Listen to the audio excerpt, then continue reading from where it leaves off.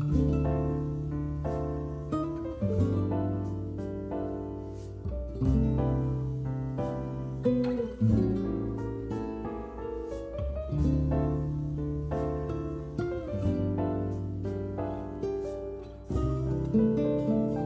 시절로 오세요. 그때 우리가 여기에 있습니다. 헤어질 결심을 발굴하고 있는 호우 시절 이야기가 넘쳐서 이번 주로까지 넘어왔습니다. 한 에피 정도 더 말씀 나눠보면 좋을 것 같아요.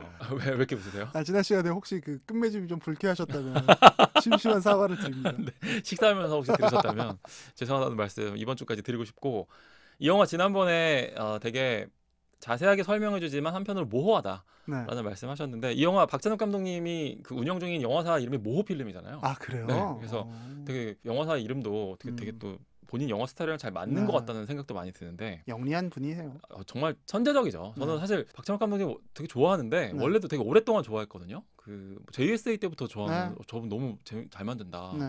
저는 개인적으로 복수는 나의 것도 되게 좋아했어요. 2002년인가 쯤에 나왔던. 그렇죠. 배두나 씨 나오고. 네, 신하균 씨랑. 그리고 그 당시에 그러다가 오히려 아가씨 그 무렵 스토커 아가씨, 스토커는 아니고 박쥐. 그다음에 아가씨 요 무렵에는 오히려 조금 그래프가 내려갔다가 이제 이번에 헤어질 결심으로 다시 이렇게 확 올라온 것 같은 느낌인데, 이 영화의 그 모호한 구석들이 또 되게 이 영화의 매력이기도 해요. 이 영화에서 안개라고 하는 모티브가 굉장히 중요한 설정으로 쓰이기도 하고, 또 제가 이제 이 영화에 대해서 되게 놀랬던 부분 중에 하나가 그 마지막에 설애가 바다로 가서 스스로를 이렇게 모래에 파묻는 그 장면에서 혜준이가 설애를 막 찾으러 가잖아요. 그래서 카메라가 굉장히 높은 하늘에서 바다랑 혜준이를 이렇게 위에서 찍는 장면 기억나죠? 네, 기억납니다. 그 오른쪽 화면 오른쪽으로 이렇게 파도가 출렁출렁 치는 그 장면에서 잠깐 이렇게 정지 화면으로 이렇게 잘 맞추면 그 파도를 설애의 옆얼굴로 이렇게 진짜? 실루엣을 만들었다는 거예요. 그래요? 제가 이번에 다시 보니까 정말 있더라고요.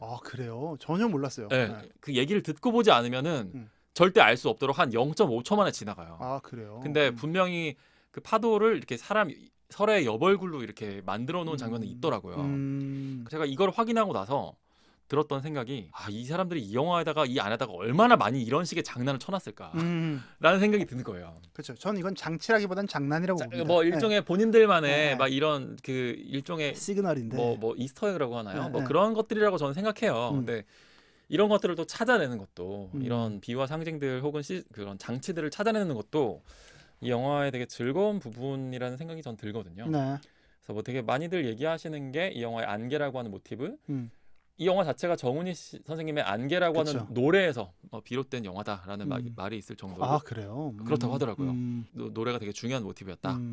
그리고 또 이 영화에서 뭐 산과 바다의 대비 이런 것들이 또 되게 많이들 거론되는 것들인데, 좀 몇 가지 알고 있는 거 좀 풀어놔 주세요. 그러니까 알고 있다기보다는 저는 제 나름대로 이렇게 한 거라서 사실 이게 진짜인지 아닌지는 저는 확인된 바는 없어요. 아니 뭐 그런 거죠, 뭐 원래. 저희들 나름대로 해석을 한번 해보는 시간이면 어떨까 하는데, 제가 일단 제일 얘기하고 싶은 건 인물들의 이름이에요.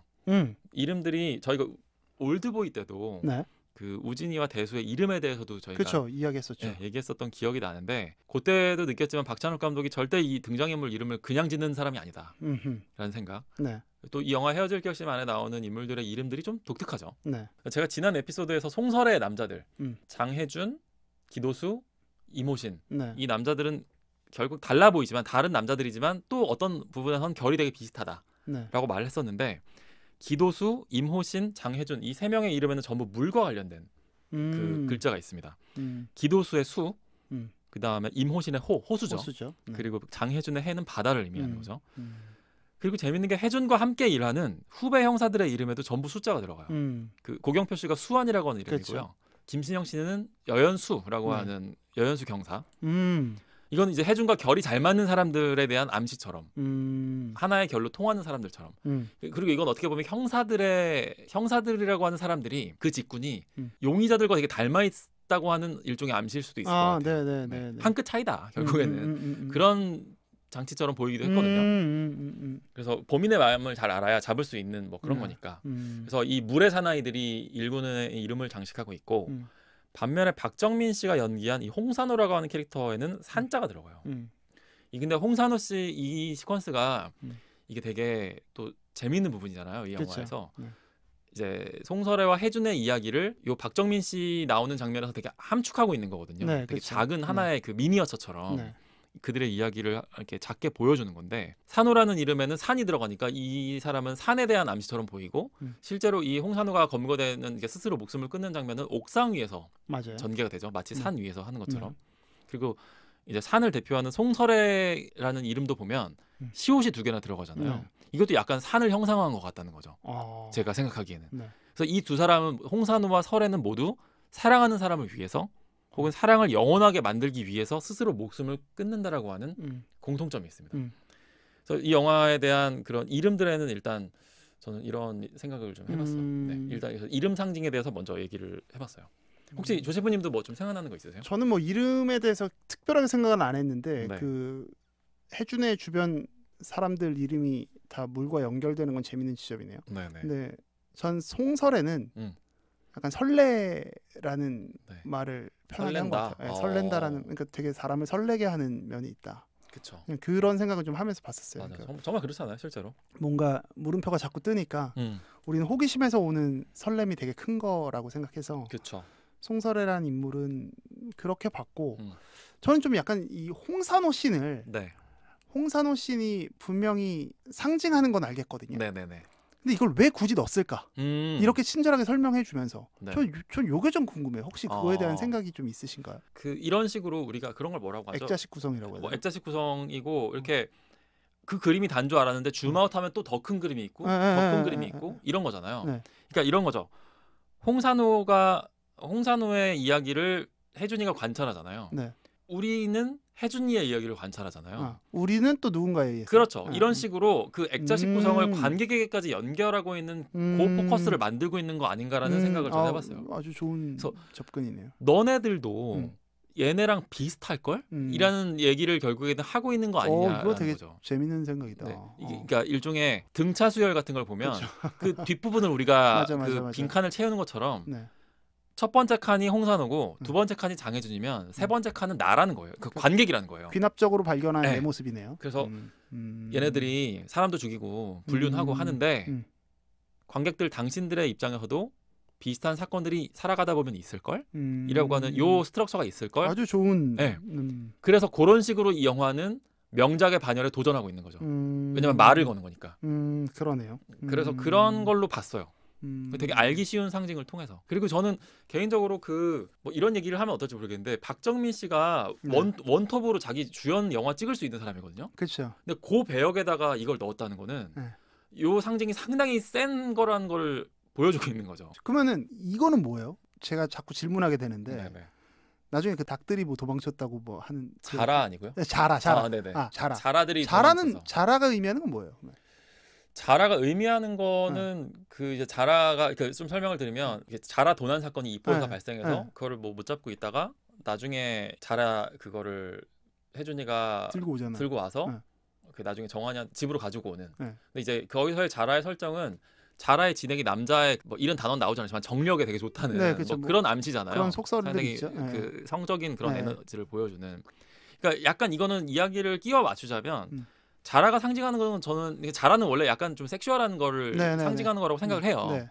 근데 이포에서 그게 흩어졌다가 다시 혜준에게로 돌아오는 거는 정말 끼워 맞추는 건데 프로이드식으로 얘기하자면 리비도가 돌아오는 과정을 보여주는 거다. 혜준의 리비도가. 근데 이거보다 더 중요한 정말 그냥 장치적인 설정은 뭐냐면 나중에 정한이가 혜준이랑 관계를 끝내려고 하잖아요. 적어도 거리를 두려고 하잖아요. 그때 들고 가잖아. 그때 이걸 들고 간단 말이에요. 요거에 대해서 해석이 많은 게 첫 번째 해석은 정한이가 이주임이랑 이제 바람이 나서 자라 진액을 가져가는 거다. 이주임한테 먹이려고 하는 거다. 라고 하는 해석이 하나가 있고 두 번째는 뭐냐면 혜준이가 남아있는 집에 있는 이 자라 진액을 못 먹게 하려고 가져가는 거다라는 해석이 있는 거예요. 전 후자가 좀 더 설득력이 있다고 보거든요. 그러니까 여기서의 자라 시퀀스는 그런 류의 이제 이 정한이라고 하는 캐릭터의 심리를 보여주는 그런 장치로 쓰여진 게 아닌가라는 생각을 저는 해봤어요. 물론 이거 되게 100% 확신을 갖고 있는 건 아닙니다.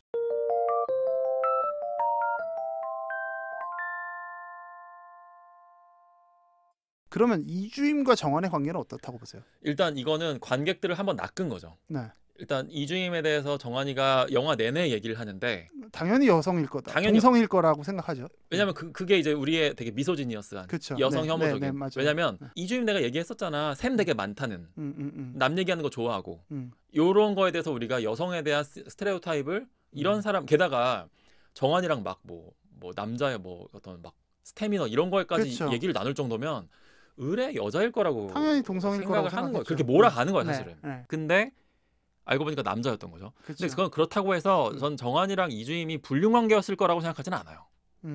뭐 모를 일이지만 그냥 아까 조세프님이 얘기하신 오피스 와이프 혹은 뭐 오피스 남편 같은 정도가 한계일 거라고 생각해요. 근데 이 둘의 관계가 보여주는 거는 그냥 결국에는 정한이 역시도 혜준과의 관계가 완전하지 않았던 거죠. 그래서 그 해소되지 않은 수다를 이렇게 풀 어떤 상대가 필요했던 거죠. 그래서 설령 그게 우리가 흔히 말하는 불륜이나 혼외 관계는 아니라 할지라도 정한이 역시 되게 많은 부분들이 공존하고 있었다.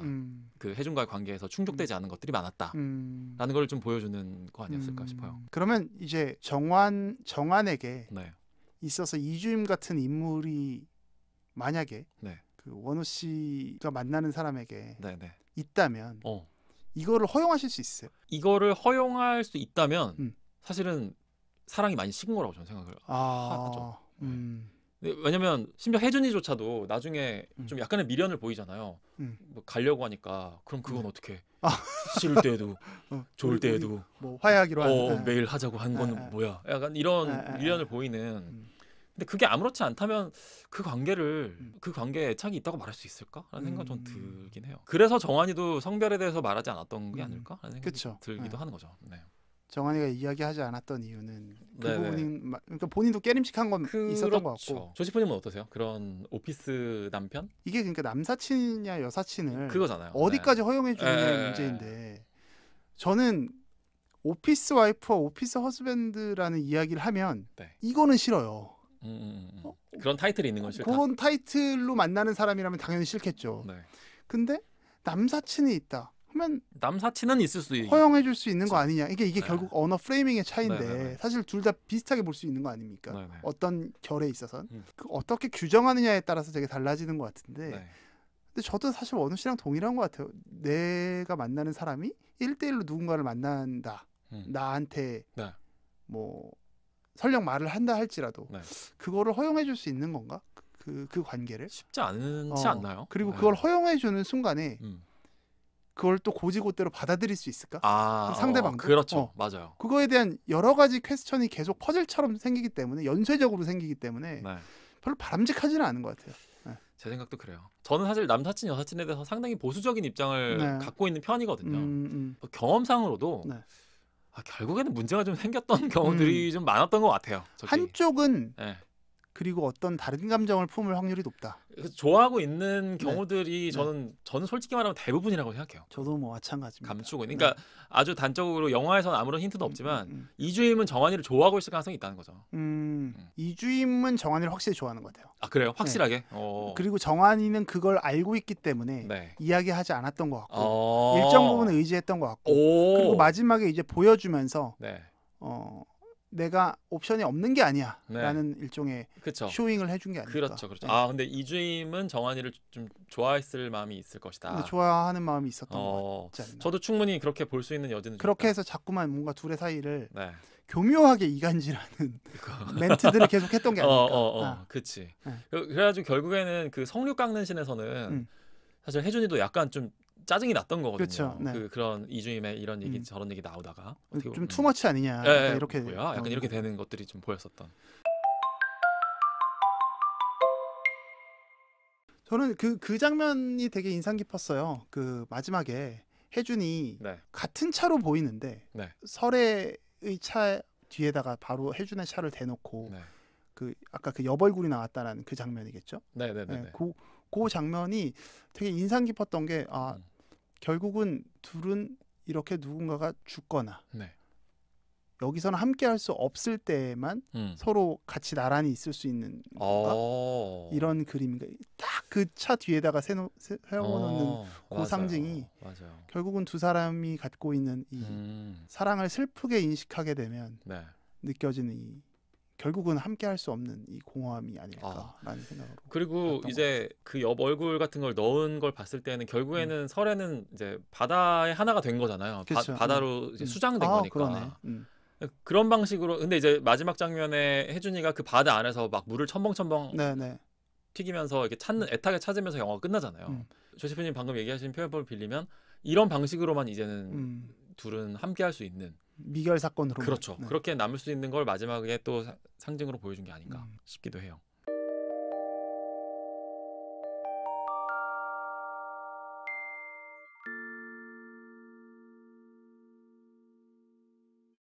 또 한 가지 또 재미있는 부분이 이 영화가 언어 유희를 되게 좋아하는 영화예요. 예를 들어서 뭐 사실 원조는 완전 안전하거든요. 이런 거라든지. 맞아요. 그다음에 뭐 송설애가 하는 대사 중에 뭐 사이는 그 이모신이 송설애한테 우리 사이 괜찮은 거지?라고 얘기를 하니까 사이는 됐고 이사나 가자. 라든지. 그다음에 뭐 고경표 씨랑 얘기하는 혜준의 대화에서도 뭐 잠복을 해서 잠이 안 온 게 아니고 잠이 안 와서 잠복을 하는 거야. 잠을이라는 뭐 말을 이용해서 뭐 이런 식의 언어 유희가 되게 많아요. 저는 요건 이제 정말 8번째 보면서 딱 8회차에 들었던 생각을 하나 말씀드리고 싶은데 제목 얘기거든요. 이 영화의 제목 헤어질 결심. 디시즌 투 리브라고 이제 영어에서 번역을 하던데 무슨 뜻일까? 물론 영화 내에서 설애가 헤어질 결심이라는 말을 사용하는 장면이 하나 나와요. 그 남자랑 헤어질 결심을 하려고 이모신이랑 이 남자랑 결혼했어요. 이제 그 남자는 당연히 혜준인 거고 혜준이랑 헤어질 결심을 하려고 이모신을 만난 거다라고 이제 아주 딱 정확하게 이 워딩을 쓰는 장면이 나오는데 이 영화는 되게 균형 감각을 중요하게 생각하는 영화라고 봤고 산과 바다 뭐 이런 식으로 이렇게 뭐 햇빛과 안개 뭐 설애와 혜준 이런 식으로 대치를 한다고 했을 때에는 이런 생각을 해본 거예요. 그렇다면 혜준이도 헤어질 결심이라는 말을 하는 장면이 하나 정도 있지 않을까? 라는 생각을 해본 거예요. 그런데 워딩으로 마치 그러니까 사랑이라는 말을 하지 않았지만 혜준이가 사랑 고백을 했던 것처럼 혜준이가 헤어질 결심이라는 5글자를 발음한 적은 없어요. 그래서 제가 생각하기에는 헤어질 결심이라는 말을 언제 하냐면 김신영 씨랑 박해일 씨가 차에서 대화를 하는 장면인데 거기서 김신영 씨가 와 이제 이포 최초의 살인 사건을 우리가 해결한 거 아닙니까? 이렇게 얘기를 하니까 박해일 씨가 버럭 화를 내면서 해결은 무슨 해결? 이라고 말해요. 이 해결 이 바로 헤어질 결심의 이행시인 거 아닌가? 라는 생각을 한 거예요. 설애가 헤어질 결심을 하려고 이모신이랑 결혼을 했어요. 혜준 씨랑 헤어질 결심을 했어요라고 하는 거에 대한 화를 내는 거죠. 헤어질 결심은 무슨 헤어질 결심이라고 화를 내는 거 아닌가? 누구 맘대로 헤어져? 그렇죠. 그렇게 얘기를 하는 그 약간 짓궂은 이행시가 해결이라는 거 하는 거는 형사들한테 되게 중요한 그 컨셉인데 요 아이랑 어이를 좀 바꿔서 요새 예능시에서는 뭐 아이랑 어이 정도는 전혀 뭐 펭귄 이행시가 팽현숙 귄카인 것처럼 그 정도의 그건 허용한다고 시적 허용은 허용한다고 봤을 때 저는 이 영화의 제목이 헤어질 결심은 해결의 이행시인 거 아닌가라는 생각을 한번 해봤어요. 그래서 그럴듯하네요. 네, 이 영화의 제목을 혜준이는 그런 식으로 발음하면서 설의 사랑법에 대한 일종의 항의일 수도 있는 거죠. 왜 그런 식으로 헤어져? 왜 그런 식으로 떠나는 건데? 라고 하는 류의 이제 미래에 있을 일이긴 하지만 그런 것들을 좀 이렇게 저는 좀 보면서 이 영화에 대한 상징 이야기를 좀 해보고 싶었어요. 굳이 두 사람 중에 더 공감 가는 인물은 누구예요? 저는 사실 이렇게 얘기하면 어떨지 모르지만 전 혜준이라는 인물에 되게 좀 엄청나게 이입하면서 이 영화를 보게 돼요. 사실.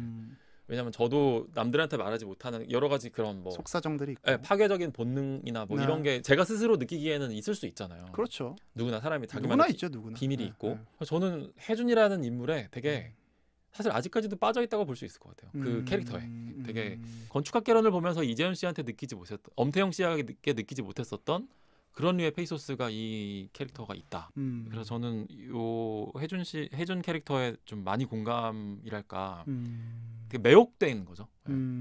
그만큼 또 그런 관점에서 설애한테 매혹되어 있기도 하고 또 생각난 그 상징 중에 하나가 처음 만난 장면에서 이제 기도수의 핸드폰 패턴을 좀 알고 싶은데요라고 하는 장면에서 결국에는 설의 마음으로 가는 패턴을 알고 싶다고 하는 것처럼 들리잖아요. 그러니까 저도 어떤 인물이 마음에 들거나 했을 때 그런 이유로 이렇게 돌려가지고 말하는 경우들이 있었던 거거든요.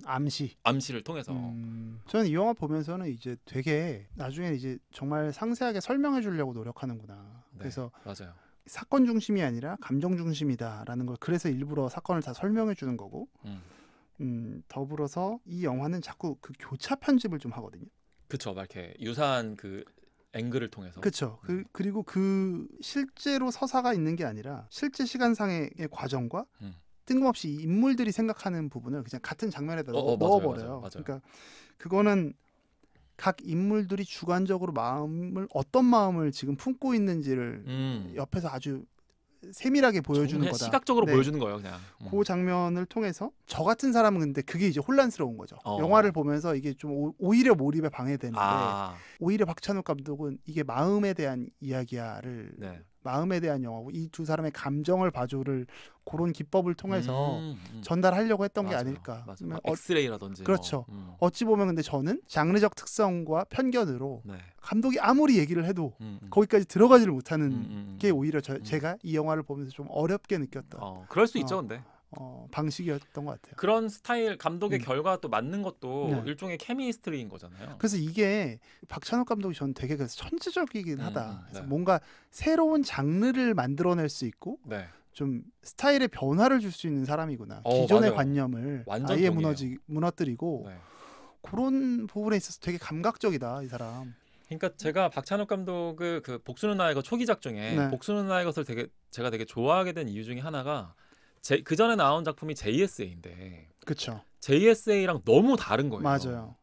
정말 잔인하고 그거 나중에 아킬레스건을 막 이렇게 절단하는 장면 같은 거 나오거든요. 그 굉장히 잔인한 장면이에요. JSA를 만들었던 사람이 이런 걸 만들 수 있구나. 근데 이런 식으로 박찬욱 감독은 마치 되게 과시하듯이 자신의 실력을 과시하듯이 나는 완전 다른 것도 할 수 있는데 난 이거 전에 만들었던 거랑 전혀 다른 대척점에 있는 것도 할 수 있는데 예를 들면 아가씨 같은 작품은 또 헤어질 결심이랑은 또 완전 다른 작품이란 말이에요. 그것도 되게 나름대로 되게 좀 음산하고 근데 또 되게 아기자기하기도 하고 또 엄청나게 야하고 이런 것도 했다가 또 완전히 전혀 그런 면을 탈색해버린 이런 작품도 난 할 수 있는데 그다음에 또 아가씨 같은 작품은 원작을 이렇게 각색한 건데 원작이랑 아예 설정을 바꿔버리거든요. 원래 유럽에서 일제시대로 바꿔버린다든지 뭐 이런 식으로 되게 그런 영화라고 하는 예술 위에서 마음껏 뛰어놀고 있는 그런 모습을 되게 과시하고 있는 사람처럼 보이기도 해요.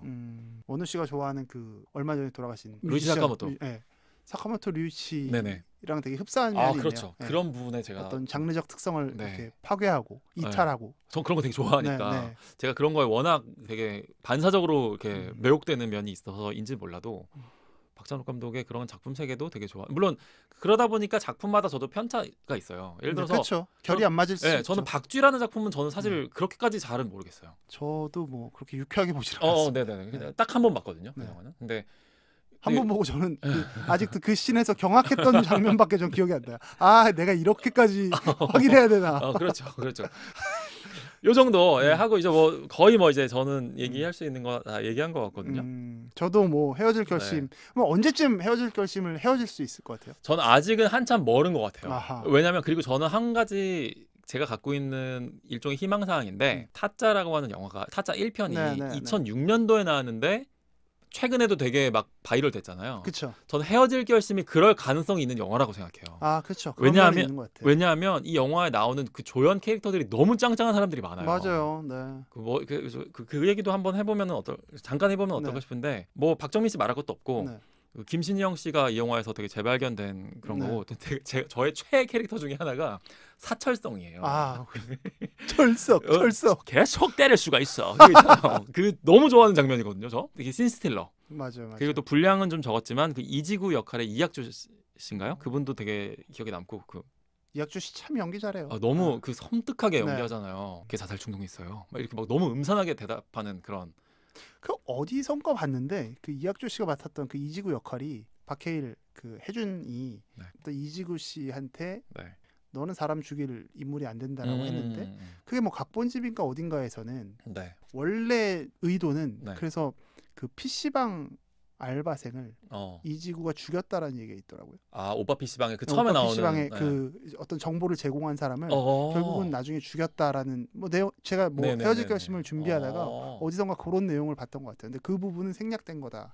그런 내용을 봤는데 충분히. 그래서 그 섬뜩함이 있죠. 이지구에게. 이학주 씨는 되게 중립적인 어느 쪽으로 치우치지 않은 네. 이 모호함에서 주는 어떤 두려움이 있어요. 네. 그게 근데 원래 박해일 아니었어? 그렇죠. 박해일과 이지구에서 같이 있어요. 그렇잖아. 공존하고 있어. 20년의 시간. 네. 원래 살인의 추억에 네. 박해일이 그거였잖아요. 맞아요. 뭐야 도대체? 쟤 아니야. 그리고 박해일은 지금까지도 계속 모아죠. 그렇잖아요. 네. 이 영화에서 마저도. 조차도. 네. 그런 의미에서 되게 찰떡 캐스팅이었다. 그래서 저는 또 여기 후배 형사로 나오신 정희서 씨 여자 그 부산 지구에서의 여자 형사. 네. 그 배우도 제가 기생충에서의 피자집 사장 역할을 했었던 분이시고 그 드라마 그렇구나. 이보영 씨 나온 드라마 마인이라는 드라마에서 약간 중요한 역할로 나오셨었어요. 그러니까 앞으로 좀 자주 볼 수 있을 배우인 것 같은데 그런 거 있잖아요. 나중에 이제 시간 지나면 여기 나섰어? 도저히 이제는 다시는 함께 할 수 없는 캐스팅 뭐 약간 이런 거. 그런 방식으로 전 이 영화가 길게는 한 10년 정도 뒤에 그런 방식으로 저는 약간 재평가될 수 있을 것 같은 그런 뭐 바람 겸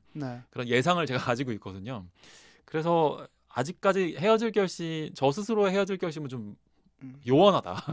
아직 1년밖에 안 됐다라고 하는 대답을 드릴 수 있을 것 같아요.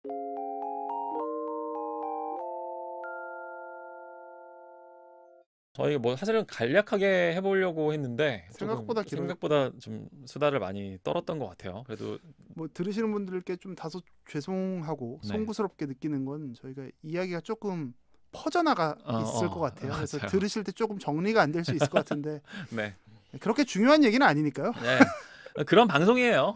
그렇게 생각해 주시면 너그러이 이해해 주십사. 옆에서 수다 떠는 걸로 생각해 주셨으면 좋겠습니다. 혹시 또 생각나는 장면이나 스스로 발견한 상징들 뭐 이런 거 있으면 제가 그런 거 너무 좋아하거든요. 같이 좀 공유해도 좋을 것 알려주시고 또 저희 그 서산시청의 홈페이지에 그 민원 남기셨던 것처럼 저희 방송에 대해서도 좀 이런 거 좀 하지 마세요. 혹은 좋구나 너무 더러운 얘기했어요. 뭐 이런 거 그런 게 뭐야? 뭐 해주시면 저희는 무한하게 하지 않고 그럼요. 일단 도계자 받고 시작하겠습니다. 당연하죠. 저희는 일단 인정하고 인정이 빠른 남자들입니다. 그런 거는 걱정하지 않으셔도 되고 댓글 남겨주셨으면 좋겠습니다. 다음 시간 또 조금 재미있는 이야기, 간단한 이야기로 다시 올게요. 감사합니다.